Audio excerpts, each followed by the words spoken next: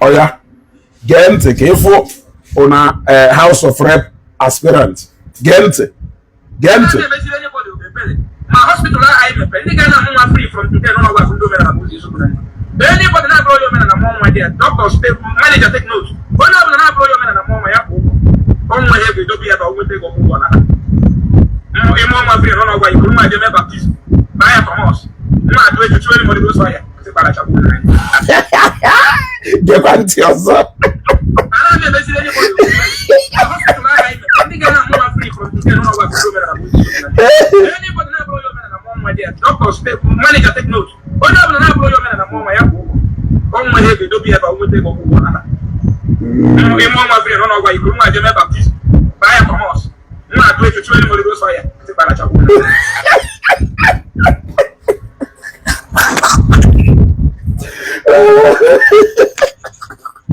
I'm not na hospital manager ka ha na-enwe. Eji na hospital doctors ka ha na-enwe. I'm not na hospital managers ka ha na-enwe.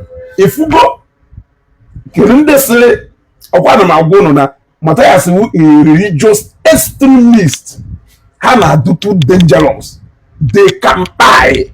They can do anything provided na ha defending that faith or that belief ha happen anyway. That is a typical example of who Mathias.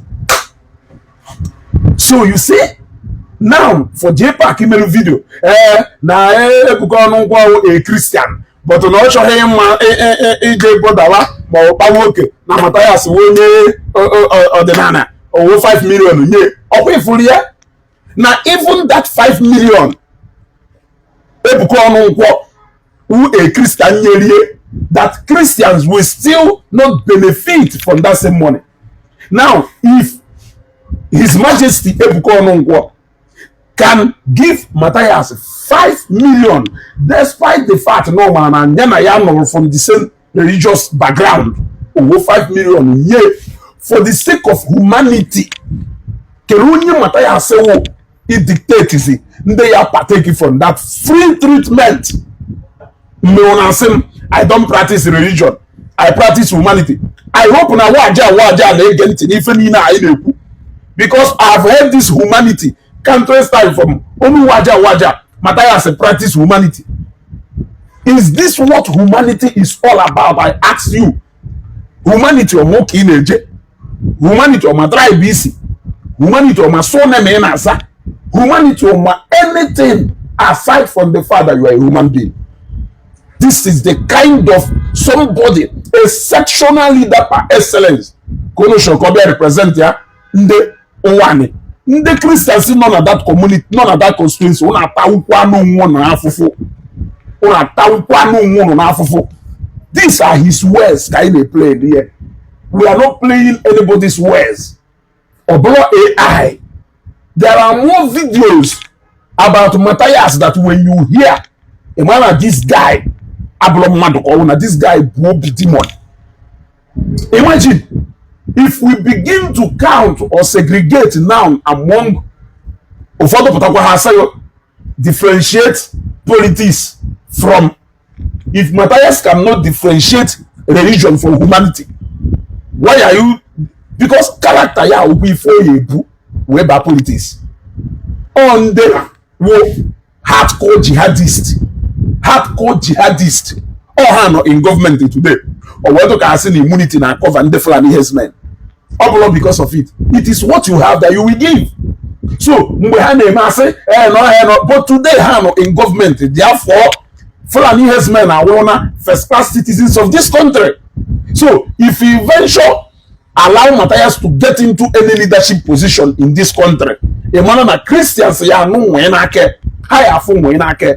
He has said it. Now, ego AGM amansi, because I know that what is happening in that so-called clinic or hospital, it is not realistic. There is nothing happening there. It's not realistic. There is nothing happening there. It is audio. On a man on a AGM amansi back. We go squad with if I name either out war. See where before no war. That one Mathias say where since you 5 million now. Show us the record of patient to benefit to go from treatment from this 5 million. onye bịara ịmụ nwa ọmụcha nwa mmadụ na-egbugoro nwa ebe a since iji wee mepe hospital a. I have countlessly said, show us case files. We want to see at least 200 akpọ ya free ka awụfu nke ọ na-apụ ojubele ọkwọ ebe a na-ele mmanya adịva. Come and take wine free within the next 1 hour. Ịfụ crowd ya na ebe a ma ndị agha aṅụ wine ma ndị agha aṅụ alcohol ya bịa ebe a na-azụ alcoholic wine na afụ na nọ na alcoholic wine agwụgwọ ife free wife free. Everybody will want to be part of it. Isi kịta si bịa buru rice ma ndị nwere 5 bags of rice bịa ha ya bịakwa the self bịa buru rice ya ọnya wa wufu a mana wufu nke Mathias na apụ ojubele. If not, Mathias should have over 1,000 mothers give go birth from that hospital because it is free.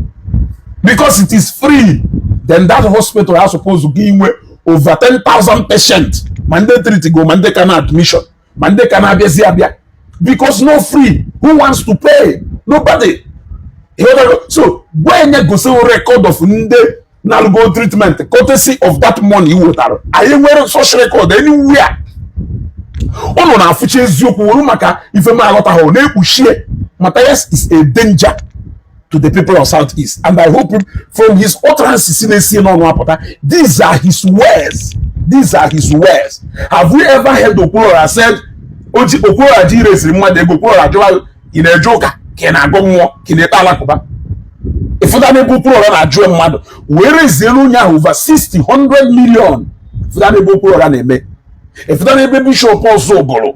Ifuta mention them. There are so many of us mgbe ife anya ụba nọ ndụ a na-ekekata ife ndị ọgaranya niile a ofu ọgamụ na Nnewi Chukwuma nke onye na-eme birthday ye atụwa rice tụwa indomie tụwa n'ife anyị enye ndị disabled a na-ekenye na the last 2 years and nke last year I was fully involved. And there has never been any time or any criteria as of Manono religion, Ebonya House, Manono Nonya, Wonyan Newi, Mano Nonya, Wonyo Tolo, Mano Nonya, or Wonyeba, Mano Sieba, Kosieba. There has never been any time. The only criteria were less privileged and the disabled. That's all. The last one, the only criteria were disabled. If you are a disabled, no matter religion no matter tribe no matter ABC webia ụfọdụ sisha oyi local government gba moto provided not from disabled community webia name that day bia wo beneficiaries of ifa ha na-ekwu wuri n'ime ha na attach religion mana Mathias before me ife or attach a religion meaning na o nwere interest. That thing is not for humanity. He is doing that thing because of his interest, which is selfish, which is destructive. So whether you people like it or not, it is his words against his words. I now go here. I can make advice here today. Now na Facebook today. People not documentary here. People not documentary here at the right time. They might be play with that tape. So if you like, start today to checkmate your words. Echokwa, nenye mpoto na social media some go Monday nacho ke entertain you, displeasing your personality. Yeah? You heard it. Tag yano. His Majesty Ebuko Onunkwo. Tag yano na video. Kofu na 5 million na onye Mathias. Not really wife ya. Because you gave him that money as a Christian. But ono na-ekwu na because na-emecha Ijemenwa baptism, therefore you are not supposed to be a beneficiary of that money. Even Christians they would that. Even Christians they would go there. Even Reverend Fathers, the Reverend Father one now support here. They would go there. Have you seen now? Honorable on 5 million on your car. And say na they were a Christian because na emecha ijeme baptism no no. What you are serving is humanity according to what you told us. Share this video. Mathias Ibehe will continue to press your neck. Our allegation guy level against you. We are using your words against you. For the Putakwa has no reason you play the complete video. Because of no way for me. ma ndị na-asị na ebe o kwuru na ị ya anwụ na ndị ụka ya anwụ gosi play the complete video kere ife nwa anyị nwere ike imerụ iwe wishie ya nwa anwụ ebe ị na-akọrekt ya. Ana m ajụ ajụjụ mgbe one ka ị reject golu nwa anyị mgbe one ka nna ya rejectịrị hụ because of na ihe emerite ọ chọzi caution o ọ na-ere courses on you gbaụ na ya anwụ gbaụ na ya na tonda ya agbawu gbaụ na ana iwu ụmụ nke gbaụ na iwu zombi because na ọ chọrọ correct go that correction or wụsịkwụlụ from a place of love from a place of bitterness. Yeah?